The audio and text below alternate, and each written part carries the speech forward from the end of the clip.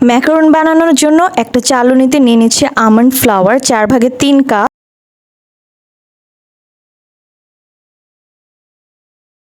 নিয়ে নিব icing sugar, আমি অ্যাঙ্করেরটা ব্যবহার করছি, 1 কাপের মতো লাগবে।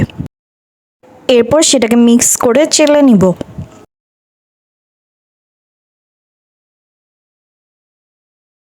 এবার তার মধ্যে দিয়ে দিব ভ্যানিলা এসেন্স 1 চা চামচ। এবার বলে সেই ছেঁকে নেওয়া শুকনো উপকরণগুলোকে ঢেলে একটা উইক্সের সাহায্যে ভালো মতো মিক্স করে নিব।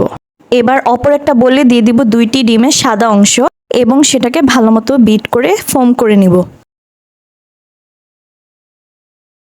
তারপর 2.5 টেবিল চামচের মতো চিনি দিয়ে দিব।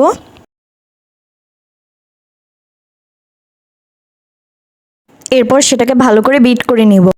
দিয়ে দিচ্ছি কিছু ড্রপ ফুড কালার। তারপর ধাপে ধাপে আমাদের শুকনো উপকরণগুলো দিয়ে একটা স্প্যাচুলার সাহায্যে ফোল্ডিং মেথডে মিক্স করতে হবে।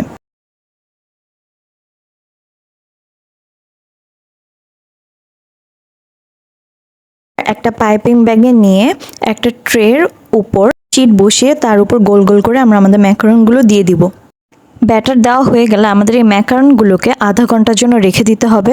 কিছুটা শক্ত হয়ে গেলে এরপর আমরা এটাকে 180 ডিগ্রিতে 10 মিনিটের জন্য বেক হতে দিব। আমাদের ম্যাকারন রেডি। সাথে থাকার জন্য ধন্যবাদ সবাইকে।